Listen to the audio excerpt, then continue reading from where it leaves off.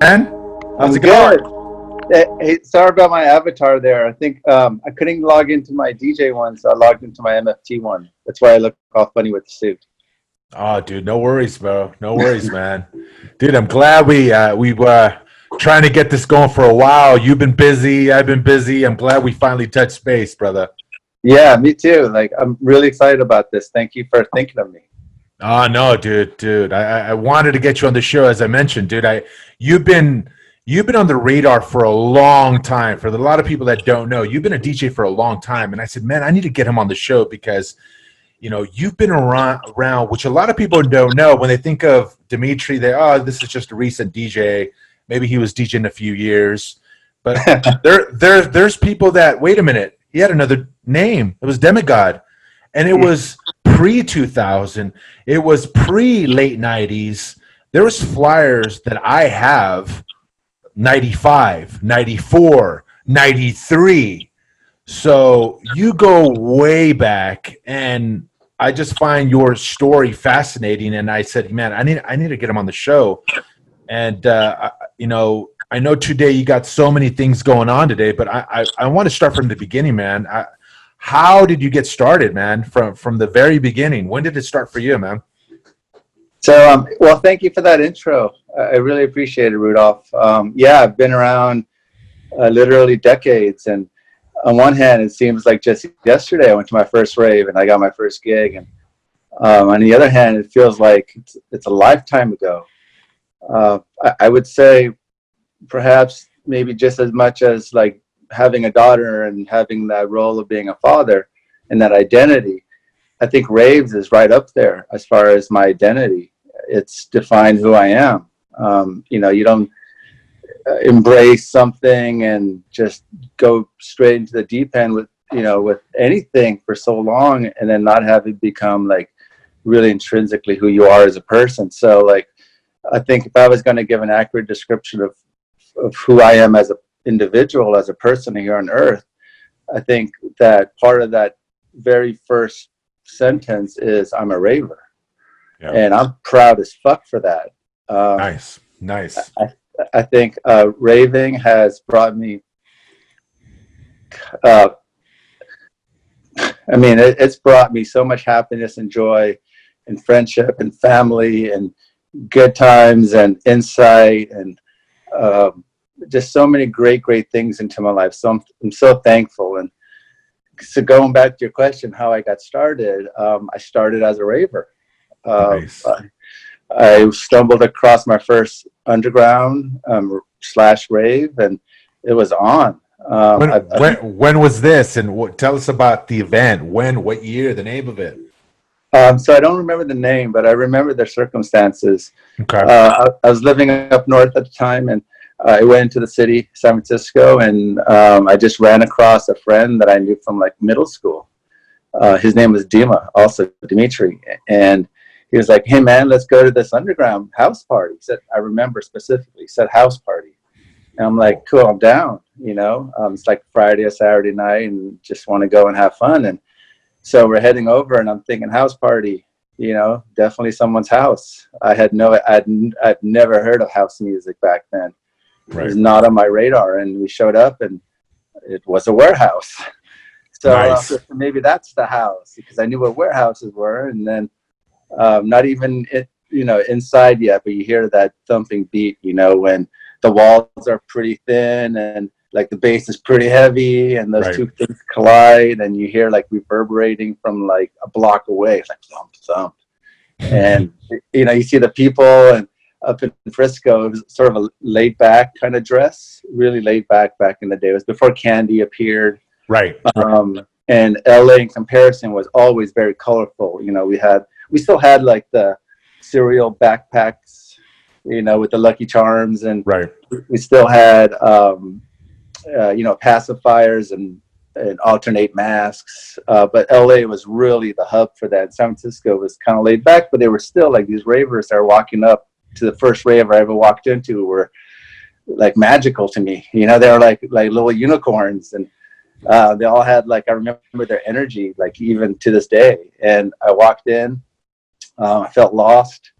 I wasn't a dancer at that time, which changed really after the first night, but I wasn't a dancer. I felt out of place. My friend ditched off, and I spent the whole night watching the DJ because I wanted to see where the music was coming from. And I remember just being like in awe, like, what the hell is going on? What are these records? Like, what are you doing with them? Like, what all these like, I didn't know at the time, but like, what are these bass lines? What's that sub bass about? Like, what's that kick drum? And I didn't know what the terminology was, but I knew what I was hearing was just, so sick. And I went home, saved my pennies, bought one turntable, got another one off of Craigslist, picked up a mixer off of Haight Street for $100. It was a wood. It was a Newmark mixer. So for those who remember it, and this one had like wood paneling. Oh wow! Okay, so I remember those. Yeah, which I actually lent to the EDC Virtual Rave-a-thon broadcast in Pasquale's room. If you see the mixer, that's my mixer. I have to get back. That was the original mixer you had, really? Yeah, they actually. I thought when he asked me, he's like, "Hey, like I'm putting together my old bedroom. Like, do you have like some gear?" I'm like, "I have my old mixer," and I gave it to them, thinking it was going to be used as a prop. Yeah. But they actually tried to like hook it up so Z-Chip could play on it, right? I'm like, no, you can't play on that mixer. That shit is 3 decades old. That fucking faders doesn't exist. I'm like, what are you doing? It's a prop.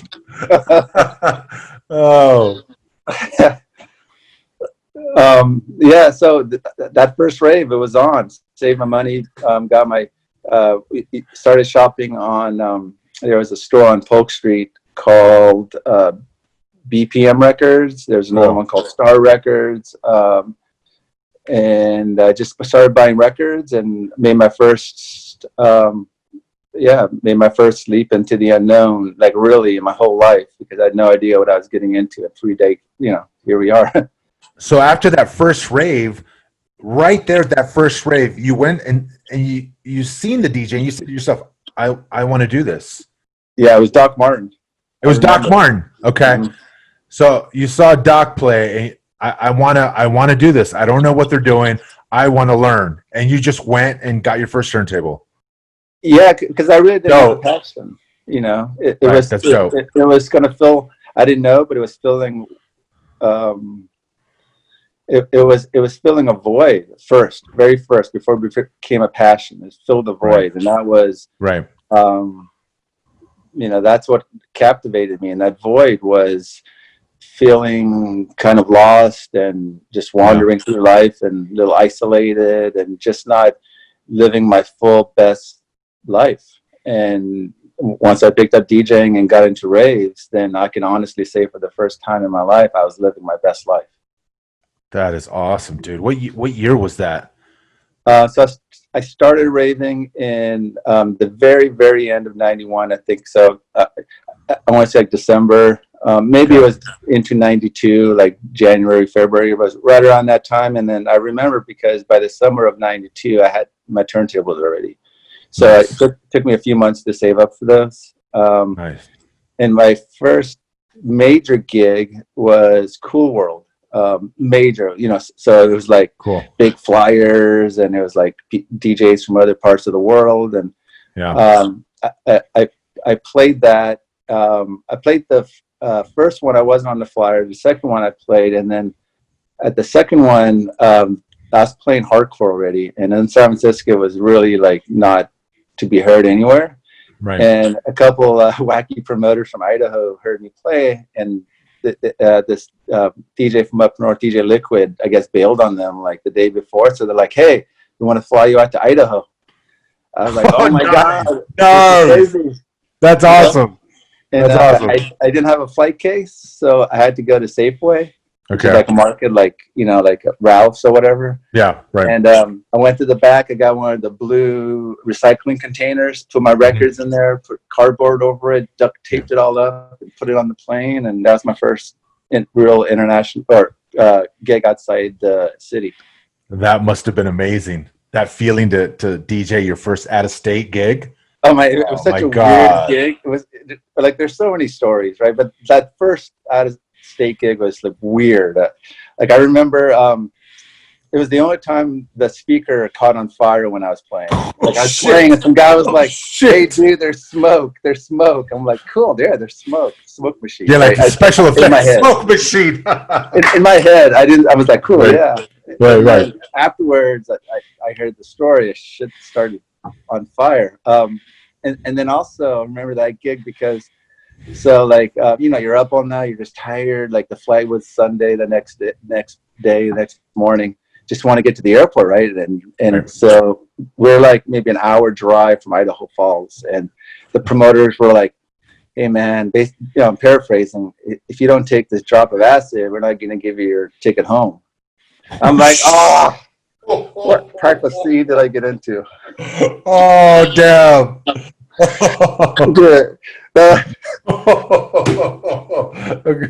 Oh wow, that's wild. That's the rave scene, right? Like amazing stories, like all along the way. Just, I mean, some are like kind of harrowing. A lot of them are funny. Like that now is funny. It wasn't at the time because I was like, "Dude, what the fuck?" Yeah, right. It's just great memories, great people, and it all started in the very, very, very beginning of things. That's so dope, man, because you started raving right at the time when it was the beginning. It was that cluster between 89, late 89 to 92, and it kind of dipped in 92, at the end of 92 to 93. You were right there in that cluster where it was all the memorable and just those events that just really laid the foundation for what we have today. And you were a part of that. You went to all those events, and just the memories that you experienced, I can't even imagine. I mean, I look back and I think, wow, and just some of the memories that, can you touch on some of that stuff, that some of the events that you went to in 91? I mean, it must have been incredible. You know what's crazy is, well, like you framed it, like 89 was sort of the official start of raving here in the States, but it was so small. They weren't really, like 91 was really when rave started kicking in, but you're still talking about that very first generation of rave. Right. And I remember like one of my very first gigs. So this is like sometime in late 92. There was a flyer and it said, for my name, it was like playing classic rave music. And I'm like, this is 92. Like looking back at it now, like in 92, we were already thinking there was classic rave music. So that's you're talking like early 90s, right? Very late 80s. And, like, do I wish I started a few years earlier? I mean, I would have been in middle school. I wish I could have. But I am blessed to have stumbled upon it when I did.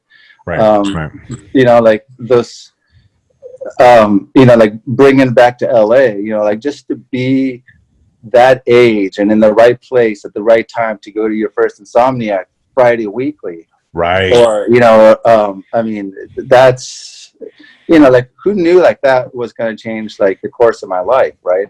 Right. Some events stand out, like, because like I met my best friend, at a rave, and like, like, so that one stands out. Some of the ones that became sort of long running institutions, like they stand out. So like they all stand out for like different reasons, but, my friend asked me after Electric Forest last year, he's like, how did that rave rank for you? And I'm like, that was like my favorite rave. It's my favorite rave of last year. He's like, why? And I'm like, it's the people. It boils down to the people. Like if I didn't feel like included and like respected, and I didn't feel the love, I would have stopped going a long time ago, because music changes, things change, right? But man, that raver spirit is alive and well. And that's why, like, rave to the grave. Why would I ever want to leave the raver spirit? It's beautiful at its core.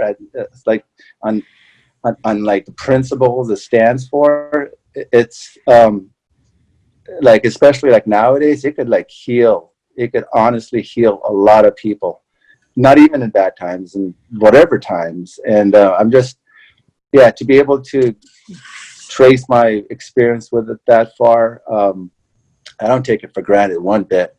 Yeah. You know, I'm humbled by it, and man, really, just really lucky. You bring up a good point, man. It's a beautiful experience to be a part of that. And for those that have never been to one, you know, my personal experience is it's an area where you have so many different cultures, so many people coming together. And I was blown away by just the love that everyone has for each other, regardless of religion, race. It doesn't matter. You walk in and there's just so much love and respect and peace. And it's something that I really took away a lot when I was so young. It really changed my life because like you, I met my best friend at Happy Wednesdays. Yeah. I met my best friend there. There's so many people that I have met in the rave scene, in the underground scene, that are like family today. And and you really said something really profound. It actually changed the course of your life. It just, the connection that you have with so many people. And what I love about it today is you go into an event and you see people that you know, and there's all love. And even the people that you don't know, there's so much love. Yeah. Yeah. It's pure. Yeah, it really is.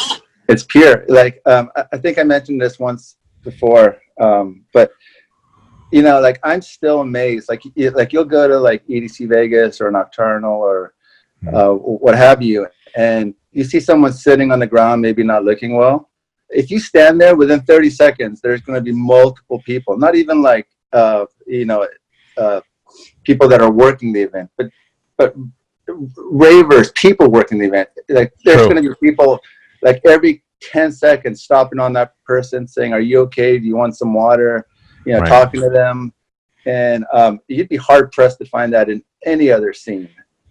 And that's the kind of sort of spirit that I'm talking about. Like, we rally around each other. And so that, you know, with the way the world is at the moment, like, I wonder, like, if like ravers, like us as a community, like, we can like somehow like inject some raver into the world and make this fucked up situation somehow more manageable. Like, you know, like, I wake up and I think, like, you know, just how, like, I love identifying myself as a raver, and I can't wait to get back. But if there's anyone out there that, you know, can, you know, like, has some ideas of how we can harness the raver spirit, you know, like, reach out to me. You know, like, I'm all about, like, trying to heal and shed light on this world right now, like, especially now because of what we're going through. And our community is so strong. So it is. What am I saying? Well, I think I'm saying, if there's anyone out there that has any, you know, ideas or want to collaborate on how we can help heal as a raver community what's going on in this world, like, reach out to me. You know, like, I'm down to talk for sure. Yeah, because just the raver spirit, as you said, it really can serve as an example of how people from all walks of life can really get together and share some of that love and that communication. That's what we need today. And a little bit of that raver spirit could go a long way in the world today. That's for sure. You know, that's for damn sure. So any ideas, anyone that's listening, reach out to Dimitry, let him know if you have any ideas, and you definitely would collaborate, because we need a little bit more of that today. Yeah. Thank you for the opportunity. I wasn't planning on saying that, but I think it just dawned on me, like, here's a great platform to maybe inspire the start of something. Absolutely. I love that. I love that idea, man. Seriously, I love it. you never know what, like who might hear something and have like a light bulb moment where they do something impactful for the community, for Earth, for people. So like, I just encourage everyone to, rally around each other and, let's get through this together. Yeah. One of the biggest impacts that I seen, I think it was at EDC, was it last year? It was very similar to what you described. There was a guy that was sitting down at the stairs, and he didn't look so happy. And I remember walking up the stairs, and I looked for a second to the left, and there was a stranger, some girl, and I heard her to my left that said, "Hey, what's your name? Where are your friends at?" And he was lost. He lost his friends, and she introduced him to her friends. Yeah. And it was so cool. And you don't see that in a lot of different types of clubs or a lot of different scenes. You just don't see it. Yeah. Yeah. So back to your point, it is an element that you don't see at different scenes. Yeah. Yeah, it's one of the things that makes raving so special. Yeah. And I always try to not take that element of it for granted, because it really is, I think, unique and special to our scene. And I think that we all see it, and sometimes we just need to take some of that and put it out into our other communities that we have. Agreed. So, brother, when you first got into DJing, what was the genre of music that you got into first? So, because I came from up north, San Francisco, it was a house city at the time. Right. Like Yano, Garth, Markey, Thomas, Josh, Doc Martin, DJ Dan. Eventually, like everyone played house or variations of house. Progressive, deep. Variations of house for the most part. And me being like a young dumb teenager, just having that sort of kind of age mentality, I'm like, I'm gonna go the opposite. I'm gonna play like the hardest shit I can find. I want to be like the hardest DJ. So, right. Because of that, I gravitated towards hardcore techno, which before it became the Rotterdam style was the UK breakbeat style. Yep. And also there was some cool stuff coming out of New York that was like more pure techno on industrial strength, and like the German stuff. So I gravitated towards the much harder genres. And I still, to be fair, I still played house and techno and sort of like the more slower BPM genres. But I think to get out there and known, I sort of took that moniker in my mind that I'm just going to be not the fastest DJ, but the hardest DJ with a positive, like there's always positivity, I feel like in my sets, and there's like a trip element. So like I always try to take someone on a trip, even if it's a 12-minute set, like at EDC, it's like, you're still trying to take, so hard, that's positive, that takes you on a trip. It was always the three pillars of how I tried to be a DJ. Nice. I love that. You take people on a trip. It's a journey. I love that, as opposed to just playing random music here and there. It was a journey. I love that. Yeah. And where you played all over LA, and where are some places where it's in LA or outside of LA that really kind of blew you away? Like, wow, I'm playing here. Well, I got to say, coming from LA, because I moved here straight out of high school to pursue DJing, was one of the greatest things about coming from the city was that I can rep it as my hometown. After some time had passed from repping San Francisco, because that was more, like I didn't want to switch right away, but when I did, I was so proud, because there's no other place like LA in terms of raves back in the day. We had like speaker freakers, which I never saw anywhere else. Like big speaker walls, and people were humping them and crawling on them. Like I never saw Right. it anywhere. Right. I didn't see it in any other state, in any other country. And so like that always gave me like this boost of confidence, was like, you know, like, because you really got to cut your teeth in LA, right? There's train spotters galore, you know, like, Right. you know, there's just, there's sort of almost like a level of like, that's like the better qualities of competition, because you're just trying to ultimately make it a better vibe and, you know, more of a rave, you know. But when everyone's vibing on a higher level, when the dancers are like just going nuts on the speaker walls, when the DJs are bringing their A games and the promoters are putting every cent they have and, you know, into the props and the smoke machines and the lasers and all that, like it just ups everyone's game. So when I would travel outside of LA, I would always have that confidence of like, fuck, I'm from LA, you know, Right. and that's my home raving town. That's where I DJ almost every weekend. And so like, I was like, it didn't matter where I played. I mean, I had some favorites, like Arizona was the shit back in the day, Tucson and Phoenix. Seattle was sick, Portland was sick. You know, like of course the Bay Area, but San Diego, but LA, and shouts out to Fresno. LA was always my favorite. Even internationally, you know, like I just, the way the crowd was. Right. The energy they brought. The energy, right. It was insane. It still is. It still is. I mean, like, honestly, like the LA festivals have a very unique vibe, even now in the size and scope that they are. You know, hundreds of thousands of people. Like you can still tell you're raving in like San Bernardino, you know, in SoCal. It's something I'm very, very proud of. And you know, much love to all the ravers, LA ravers, you know, past, present. You guys fucking inspired me so fucking much in the early days, and you still do. And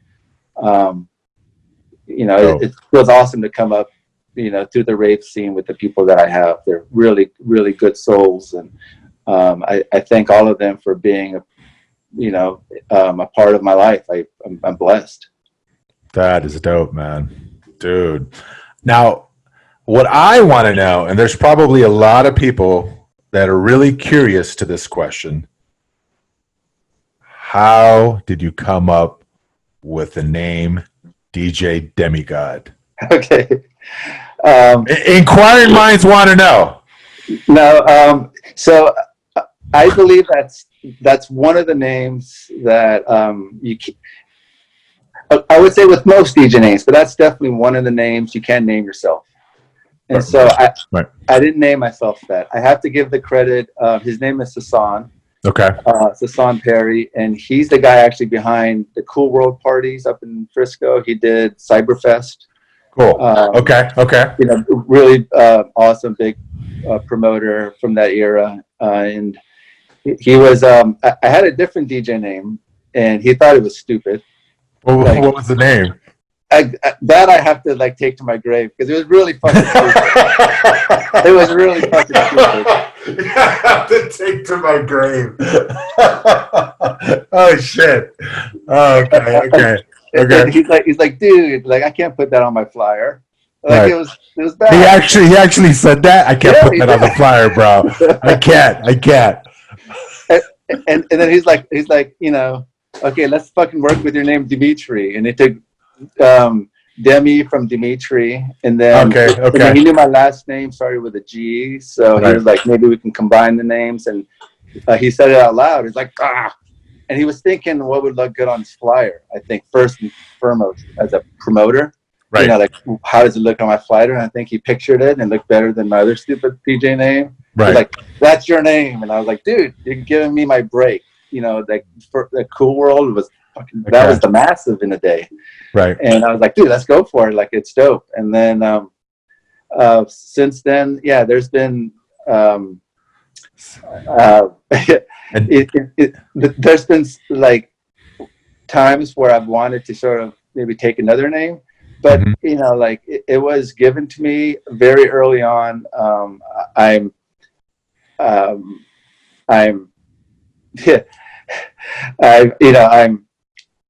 I think back at that time, and things always happen, I believe, my opinion, that things happen for a reason. Yeah. And I think I grew into that name. I tried really hard to grow into that name and to sort of match that what sort of that name kind of implies, because I know English, like I know what that name means. So right, like that's why I was like, I'm gonna play like super powerful music, and I'm gonna play music that like is positive and brings you up, and like right. The whole journey thing. So yeah, that's how I got my name, and that's sort of the tie-in that it has with what I try to express through my DJ sets. That is awesome, man. I did not know that a promoter gave you that name. Sasan Perry. Okay. That's hilarious that he said, no, man, no, we're not using that name. We got to pick another one. And to brainstorm and to create that name just right there off the cuff within a few minutes probably. And Demigod was born. Yeah. I think he was panicking that he didn't have to put that other stupid name on there. So it worked out. And I don't know, like I what is this, like July 20th? Like fireworks are still pop. Oh man, but they stopped, man. They're popping outside my window like it's the 21st. It's already it's so good. I love LA. It's going off out there. Oh my god, dude, that's freaking awesome, dude. So we all know the history of the name. That's awesome, dude. Didn't know that promoter name gave you that name. That's so freaking cool, dude. Because I have flyers from way back in the day, and I have your name on a lot of the flyers. So you go way back to the early '90s. So man, and that name. So I mean, that name's been jacked up on flyers. You mentioned on flyers back in the day. I don't know if people didn't proofread or like promoters were just like fucked up in the head. No way. Like I've seen like some of the worst I've seen. Okay, so like what the hyphen in the middle is one thing, right? But I've seen there was this one guy. His name was the OGs will remember. His name was Sean. He did a club called Euphoria. Okay. It came right after Insomniac. So when Insomniac stopped after that 1 year run of Friday weeklies, Euphoria came in, and so he was like, "I'm going to be the new Insomniac," right? Right. This guy, right? I used to hang out with this guy. We knew each other, He still fucked up my name. On the flyer, it said Domingo D. What? That's how it actually read. Wait, Domingo? Yeah, it's fucked up. I had Z's put at the end. I mean, it's like for such a simple name, promoters are a beautiful breed of people, man. Like, for the most part, they're awesome. They're really, like awesome at what they do if they put all their into it. But those that can't even like proofread their own flyer, dude, like, how many balloons are you hitting? They got 20-pounder in the corner. Oh my god! I think I have that flyer. I'm gonna look for it and get a kick out of it. I'm like, what? Yeah, and that flyer was all bullshit too, because he had like Lenny D and DJ Paul. No. He had like Die Witness on there. He didn't book any of those people. I think everyone tried to book Die Witness. I don't think Die Witness knew that they were booked at so many events in LA. No way. No way. Oh my god, dude. Man, and you were also part of, what a lot of people don't know, it's just the weekly Insomniac After Hours. A lot of people, there's a lot of OGs that know it was every Friday night. However, a lot of the new kids today don't know that event was every Friday, and it was like the foundation of what Insomniac is today. Yeah, rain, shine, cops, no cops, it was happening. Yeah, and when you kind of go back to that, do you? It's just maybe 100 people. Do you recall some of the memories there during that time? Well, that was the party, and that was the promoter. Insomniac and Pasquale were the promoters that inspired me to move down to LA. Really, I didn't know that. Okay, that's dope. And so I was really, that weekly stood out, and it. Yeah, I was like, I got to graduate school early. Yeah. I did my continuation school, packed up my U-Haul, and moved down specifically for that party, so I can go every Friday and not drive down and drive back, like the way I was doing, so, there's I mean, we all know how things turned out, Right. and who survived and who didn't. Right. But if I was going to put a good chunk of change back then on an individual and on a Rave promoter company, Right. it would have been that to have survived. Because sometimes you'll play your set and then you're like, well, first you were supposed to get a deposit for like weeks before and you don't. You get excuses, and then you're like, okay, fine, it's the day of the party, I'll just go to the party, just take care of me then. You have a contract, which when you're a teenager, I guess doesn't mean shit, right? But you go there and you play your set, you're like, where's the promoter? And the promoter's like either blowing the fuck out, or he's doing balloons in the corner, or he's fucking hiding in the basement. Like there's so many whack ass promoters, and then I come across Pasquale, and this guy is fucking straight business, all about like making this event like successful, and make sure the people are happy, So I was like, yeah, I need to be around this individual, because this guy really understands just how much potential raves have, and that's why. Oh shit! Here we go. Yeah, that's why I moved to LA. Nice, man. That's awesome. Yeah, because you went there every Friday, and that was the beginning of what we know as how big the events got today. And you were a very integral part of just that movement back in the early 93 or so. So, and looking back, what was your kind of biggest takeaway from being a DJ? And when you look at all your experiences, what do you take back with you? Like, wow. I think without a doubt,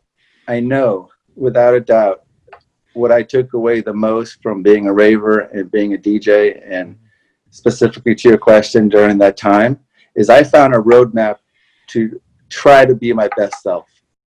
And I'm never my true best self, but I found that roadmap of pursuing your passion, of the value of sacrifice, the value of good friends, humility, pursuing your dreams, like all these things that you check off to try to live a good life. Like raves and DJing and my fellow ravers, they inspired my search for that. And through that, I mean, this is why I'm still in it, because the constant pursuit to be your best self and you surround yourself with people that you love and care for is a never-ending pursuit. And so I believe for me to continue on that road to find my best true self, I have to keep raving. So that's what I'm doing. I miss raves tremendously.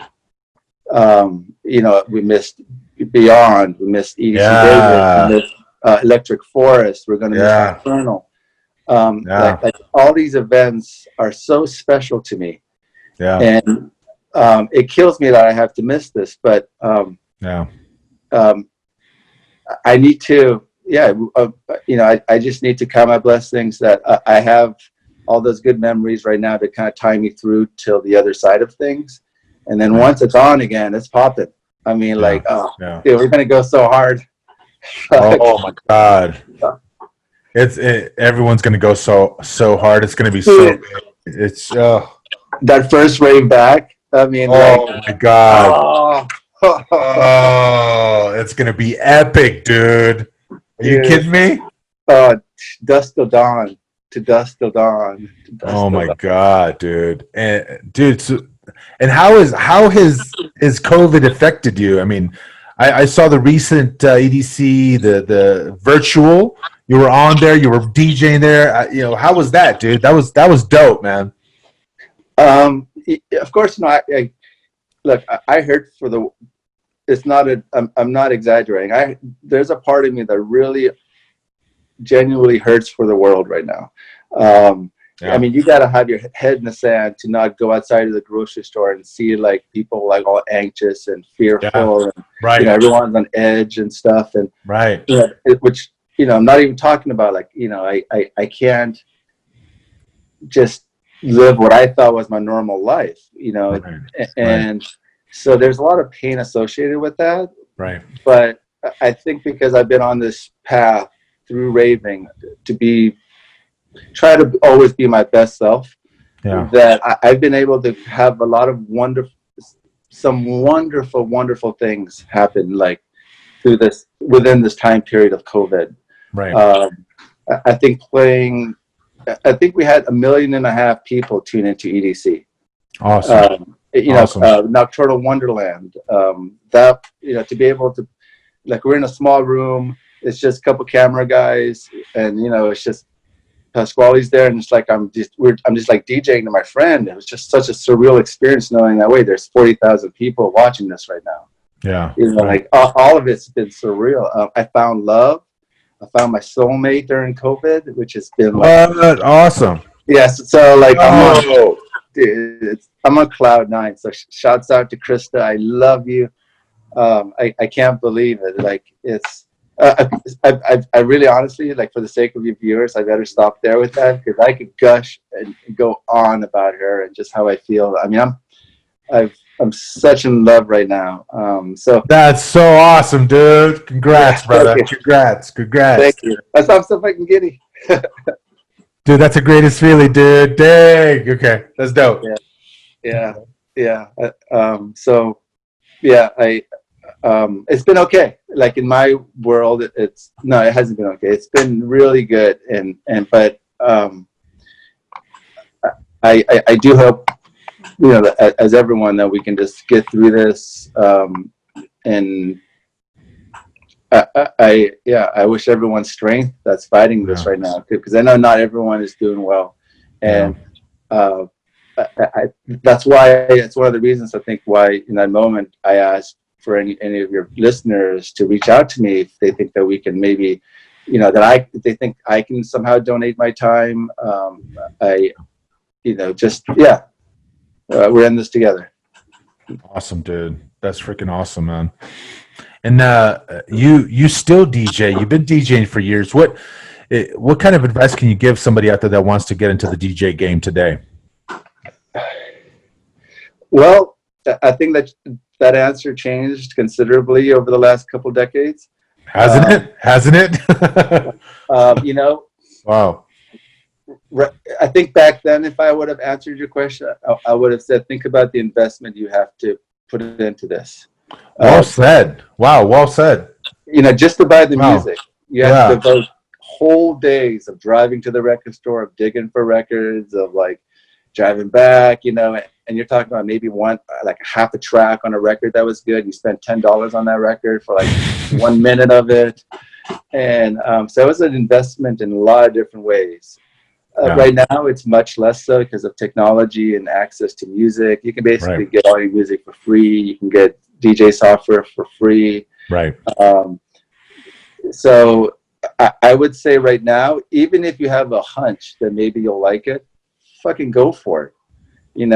Just go for it. I mean, you might catch the bug and become like, up on circuit grounds in a couple of years. Like, you don't know. And so the message I would give here in 2020 is fucking go for it. Like, what do you have to lose? See if you fall madly in love with it like I did, and you stick with it for years and years and years. Like, I didn't know. I had no idea. I could have been making a mistake, but I wasn't. And so you'll never know until you go for it. And so I have a couple of friends that have been reaching out to me to teach them how to DJ and help them get started. I got a text actually today saying, I got a new computer. Should I get Ableton? And so I'm trying to walk a couple of friends through the initial steps. But you can learn so quickly. Like within a weekend, you can be, like, even with the Pioneer DJ setup that's standard, everyone uses, in a weekend, you can be so comfortable that you can walk into a buddy's home, plug in your USB, and drop a set. Like, it's amazing how far like technology has taken the craft. So my advice is fucking go for it, and send your music to me because I'd love to hear it. Dude, you hear that, people? Send it over. Dude, that's dope. That's great advice, man. That's awesome. Thank you. And dude, tell us about Insomniac Radio, man. You've been really having some great shows, great sets. I love the way the design is. You've been really, really pushing that out there, getting a lot of viewers. Tell us how that started, and tell us a little bit. Thank you. So, you know, I can't imagine a better fit for classic rave music and Insomniac. Like, those two elements of the rave scene, those two entities, I should say, are like a match made in heaven. So it's something I've been thinking about for a long time, and just as my advice was just for the last question you asked, was like, I just went for it. I'm like, I have to build a brand. Yeah. So you know, talking with Pasquale, and you know, he's got such an amazing team at HQ. So you know, Joe and Greg in the records department, and Rich, and you know, like top down, like, and I can go on about the amazing people there. So yeah, through collaborations and through this sort of vision of growing Insomniac as a brand by encompassing a classics division, just took off. So it originally started with releasing a compilation on Insomniac Records, that I was going to put together with like classic cuts. And then the idea was like, we should make an Insomniac Classics label for that. Genius. So, genius. Right. So, and it would be digital, and it would be vinyl, and we would re-release classic bangers that still hit today. Key being it still hits today. And so as I started putting that together, the records department shouts out, you know, like, and Joe had a great idea of like, you know what, as we licensed the tracks, so as we put together the compilation, because it's like 12 songs, you know, why don't you grow it as much as you can in the meantime? So Insomniac Radio, the idea of that came about. It was like, this could be a weekly show. It could all feed into one another, where classic rave music, you know, and I'm talking like, 91, but I'm also talking like 2011, you know. Classic rave music is a sound. It's not really like a year for me, you know. It's timeless music. And so the radio show was built as it was a weekly radio show built to grow the overall brand of the classics. The classics, you know, it encompasses sort of, you know, I mean, there's, you know, we're planning merch, you know, we're planning events within events. So at EDC Vegas, we're actually having an art car takeover. Nice. Yeah. That is dope. Okay. We're going to be just growing the brand from a lot of different angles. Cool. And the point is, I think what's the backbone of Insomniac Classics is, so those that might not know, I'm also I'm a marriage and family therapist, you know, so I don't do that currently, but I did that for a few years before I came back 100% into, you know, wanting to work in the rave industry for Insomniac. Right. So, so my mind always goes to like feelings, you know, how are we connected to our feelings, you know, like emotions. That's always been right, because of the counseling. That makes sense. Okay. You know, that's what I did. So the backbone behind Insomniac Classics is connecting us to those memories that are irreplaceable. You know, those first times we walk into a rave and we hear that track. The first time we kiss like a girl or a boy at a festival, it's a magical moment. You know, like in that setting, the first time we do that, it's like we hear that track. You know, when we're driving to this party and we're like down, but then we hear this like track, you know. So it has those like that it's so sentimental, you know, in a lot of ways, and that's such a powerful emotion that I'm trying to harness that through a brand, you know, where it's difficult sometimes to do with new music. We all have memories, we all have first times, and so I want this to be a home for that. You know, if you're feeling down and you want to get taken back to, you know, like I have episodes on Insomniac Radio that like a couple episodes ago I did 2010s. So you started really raving in early 2010, 10, the 2012, 13, whatever, you know, you can listen to that episode and it'll take you back to like your very first rave. Yeah, all those memories. Jeez, all those. You're just old. Yes, it's the feelings from all those songs. It's just, it's powerful. Yeah, it's a powerful human emotion we have. Music, you know, like when we tap into it, it teleports us back to some very pivotal, good and bad, you know, moments in our life. And so I want classics to be sort of that time machine, readily available to connect you with those seminal moments in your life, those memories that's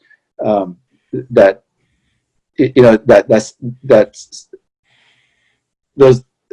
Yeah, I mean, like I get choked up talking about it because as I talk about it, it's so deep what you're saying, dude. It's just so profound. It's like it's such a labor of, like I've said this before too, but it's a labor of love, and I do it for my brothers and sisters in the rave scene.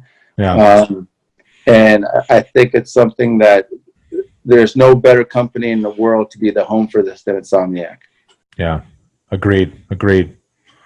For those that don't know, when is the radio? What time? How can people listen to it? So Insomniac Classics Radio is on every Thursday at 2 p.m. Pacific. It can be streamed on the Insomniac app. So right now, if you have the Insomniac app, you'll see a radio button at the bottom. It's one click. You click it, and it goes straight to the station. Or you can go on insomniacradio.com, and there's one button there. So every Thursday at 2 p.m. Pacific. And then we archive all the shows on SoundCloud, and the username for that is Insomniac Classics. And you can find all 40 plus episodes. I think we posted 39 actually today. So that's 39 plus hours. And I have to say this, not a lot of people know this about the radio show, is besides, I think, 3 songs in those 40 plus hours of broadcasting, there's never a song repeated more than once. There's never a song repeated. So if you want to take a trip through rave history, like you know, you can. It's that's sort of like a hidden kind of bonus for the radio show. It's like that's awesome, dude. Are you kidding me? Yeah. There's a couple of songs I was like, I gotta play one more time, but besides really like 4 songs, every song on there is like on it for the first time. So, I love it. I love it because you're taking people on a journey, on a memory lane, emotional journey, and you're picking the years 2010. Maybe you'll go back and do classics for 2002. Yeah, and you're really jogging the memory of every single person that used to go to raves at different moments of their life, and you're just jogging these beautiful memories, dude. Yeah. So it's dope. Yeah, thank you. That's awesome, man. So, dude, where can people find you, dude? If they want to hear you play, if they want to just social media, any of that? Yeah, well, thank you. I at the moment I'm not. Well, I mean, COVID actually, obviously has a huge role in this because no one's traveling. So at the moment, I came back to Insomniac Classics I came to Insomniac Classics and my passion for it, not from the position of the DJ, but the position of a raver. Right. So my focus, and it continues to this day, is not really to put that on as I don't want the focus to be necessarily on DJ Demigod. I want it to be on Insomniac Classics. Right. And I'm a vessel to help promote that. Being the host, and there's ways I'm trying to grow this that have to involve me DJing, right? And which I love to do, but I've done a couple virtual reality broadcasts in the last couple months, but for the most part, it's just it's been all about Insomniac. If I have an opportunity to play Insomniac, I'm playing. Otherwise, I don't want to play. Yeah. Because again, it's not about me; it's about Insomniac Classics, and my focus is really on that. But recently, I've come to the conclusion that I think if I play more, I could still put a spotlight on classics. And so I have on the 25th, which is this Saturday, I'm actually doing a full-on virtual reality rave. Oh, nice, awesome. So it's for that. I'm very unfamiliar with that community, but I've been understanding that it's a thing. You know, like. Yeah. It's a whole Raver community from all around the world that have the full gear with the goggles and things on their wrist and so I'll be playing that one of those. I think a really special one. It's a 2-year anniversary for the VR community. Doing that on Saturday. But I think if anyone wants to see just kind of like what I'm up to, I'm trying to grow my IG a little bit. Cool. And step away from Facebook, because every time I log into Facebook, I can just get triggered. There's a lot of hate on there. Like, I don't know, like political. Yeah. Facebook used to be so positive. It was. I don't know what the fuck happened. I get depressed. Yeah, it's turning into something else now, man.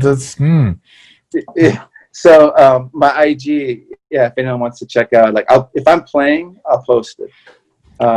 Cool. Which is at DJ Demigod. Awesome, dude. That should be easy to find for everybody, man.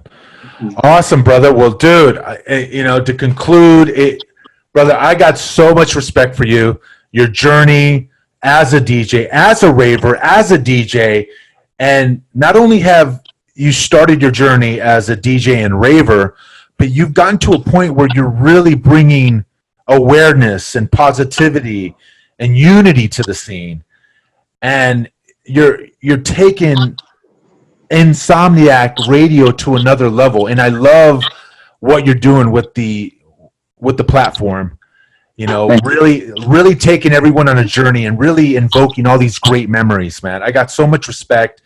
One thing that my biggest takeaway from you is each time that I see you at any event, the one biggest takeaway I have is that you're always smiling. Yeah. You're always smiling. I have not, to this day, have seen you with a sad face at an event. And that is just a testament of the way you carry yourself within just the rave community, man. And so much respect for you, brother. Thank you. Thank you. I'm excited to see the next show, and everyone that's listening, support Insomniac Radio. Support this dude. He's really, really, really spreading the message of positivity, which is something that we really need right now. Yeah. Thank you. And you said it best, brother. We need to bring that raver spirit to the world today. Yeah, more than ever. And we can all rest assured that the day will come and we'll be raving again. And to borrow a quote from my good friend, we'll be back under the electric sky. And so let's just get through this time and, man, rave on. We're going to rave on. Well said, brother. Well said. All right, brother. Much respect, brother. Much respect to you. Thank you so much for having me on. I really appreciate it. I had so much fun talking to you. And, man, once this COVID is over, we're going to rave. We are going to rave. We're going to rave. And it's going to be harder than ever. Yeah. All right, brother. I'll talk to you very soon, brother. I'm going to hug you the next time I see you, brother. Hell yeah. Fuck yeah. Hell yeah, dude. Hugs all around, dude. Yeah. All right, brother.